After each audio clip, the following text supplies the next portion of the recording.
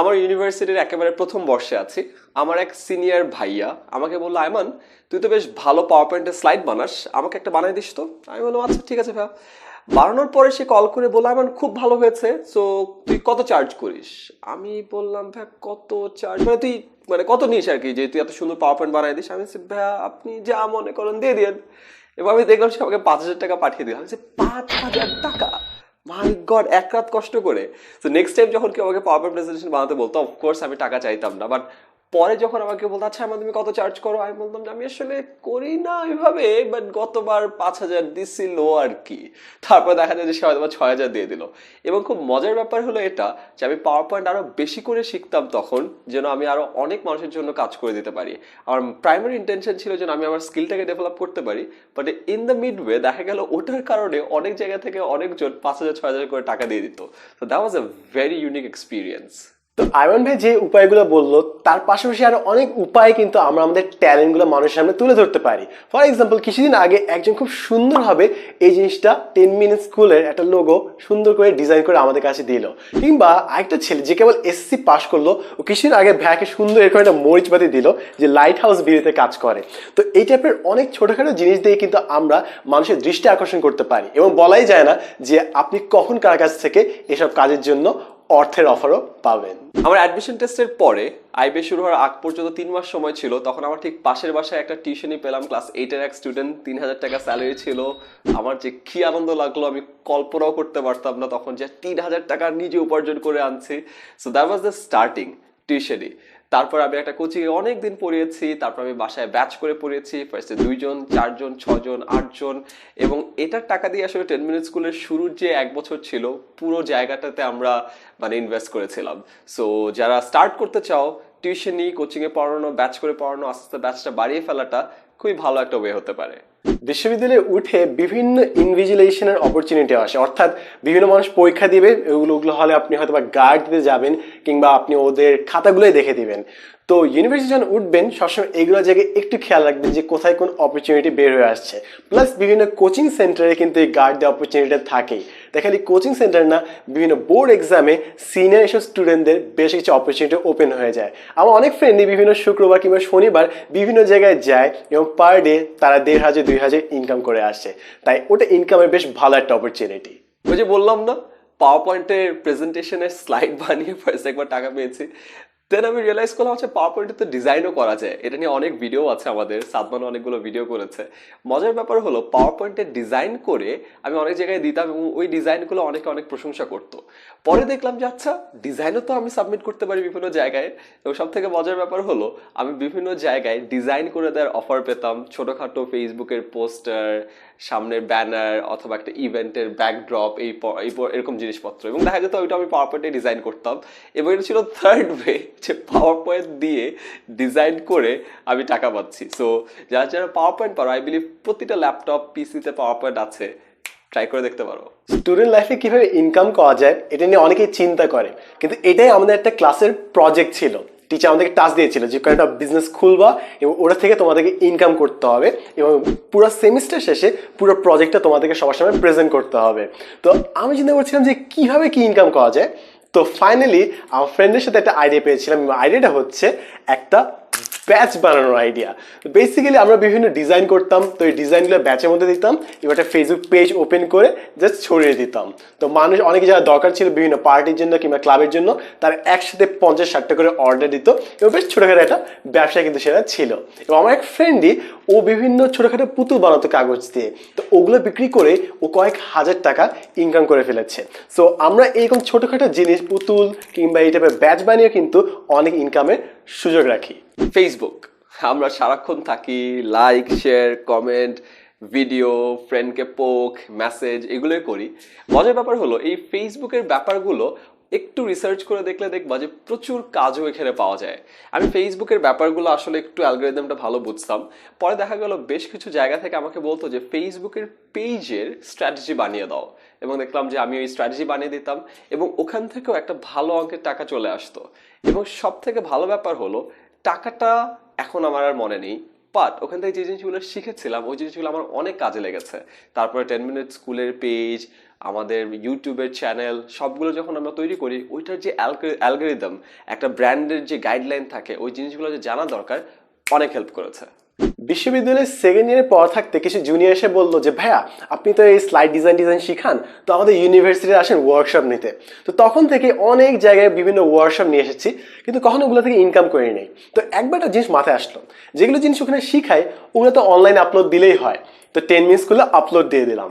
So 10 minute স্কুলে upload দিয়ে দিলাম এবং অনেকে শিখতে থাকলো। তারপর দেখলাম যে খালি বাংলা না, অনেক অডিয়েন্স আছে যারা বিভিন্ন বিদেশে থাকে এবং তারা ওখান থেকে জানতে চায় যে ইংলিশে তারা কীভাবে জিনিসগুলো শিখবে।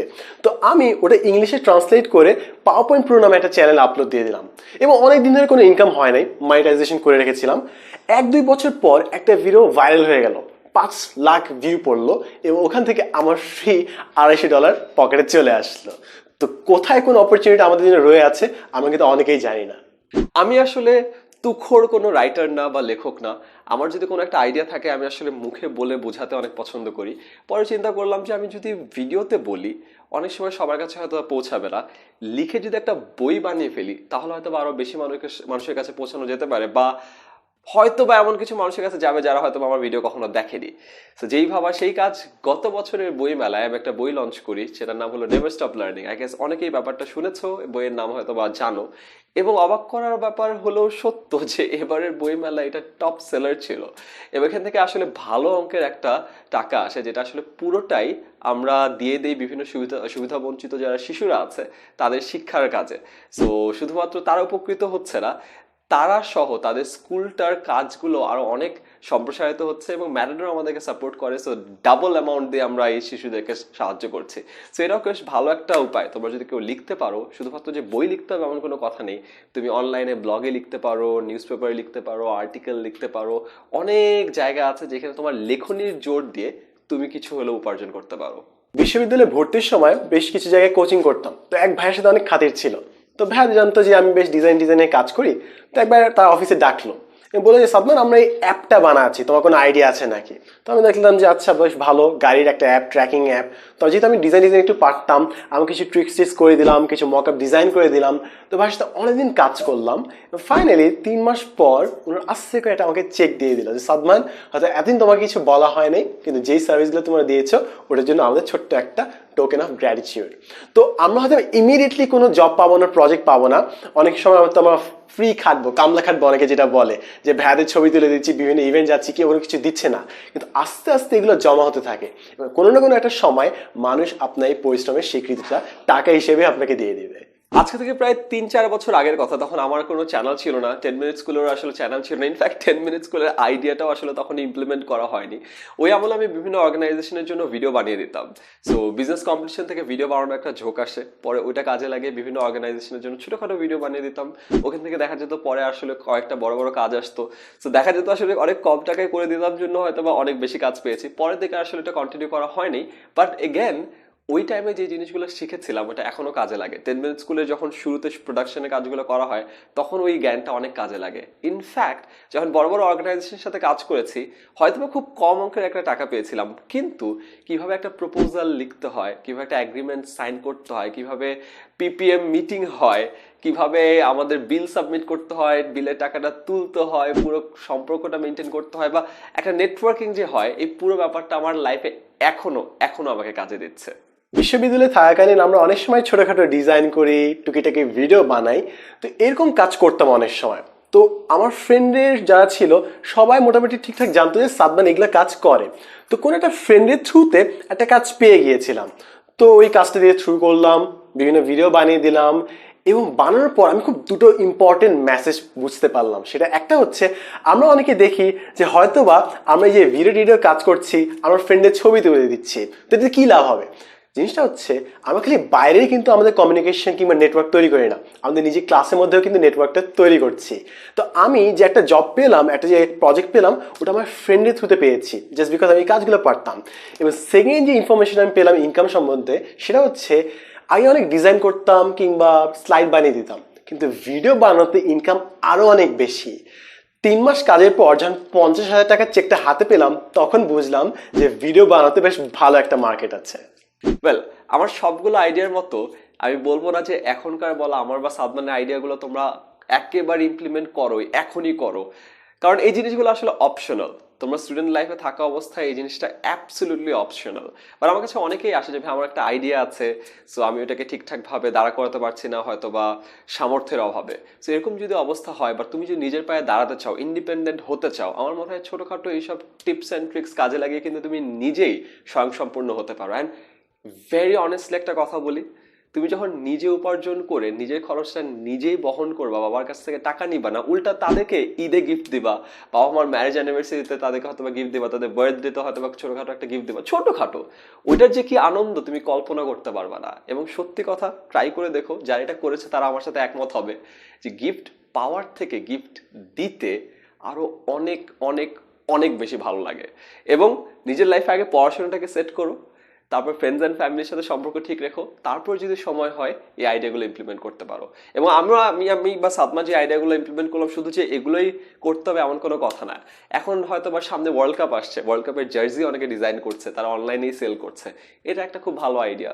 অনেকে হ্যান্ডিক্রাফট তৈরি করতে পারে, হ্যান্ডিক্রাফট অনলাইনে সেল করতে পারো, এটা একটা খুব ভালো একটা আইডিয়া। অনেকে খুব ভালো পেইন্টার, পেইন্টিংসও অনেকে দেখা যায় যে বিভিন্ন সেমিনারে সেল করছে, বা বিভিন্ন ইভেন্টে সেল করছে, বা অনলাইনেও সেল করতে পারো, এটা একটা করতে পারো। আমি এক ফ্রেন্ডকে চিনি, সে খুব ভালো ক্যারিকাচার করে, বিভিন্ন বাচ্চাদের ইভেন্টে সে ক্যারিকাচার করে দেয়, আর এখান থেকে সে টাকা পায়। সেরকম আরো হাজারো ওয়ে আছে যেটা দিয়ে তুমি তোমার স্টুডেন্ট অবস্থা থেকে এই কাজগুলো শুরু করতে পারো। এবং সব থেকে ইন্টারেস্টিং ব্যাপার কি জানো, এখন থেকে এই কাজগুলো যখন শুরু করবা, ভবিষ্যতের লার্নিং পাথটা তোমাদের আরো অনেক ফাস্টার হবে। যারা বিজনেস পড়ো বা অন্যান্য সাবজেক্ট পড়ো, ভবিষ্যতে যেই লাইন নিয়ে যাও না কেন, এখনকার এক্সপিরিয়েন্স গুলা আজীবন মনে থাকবে।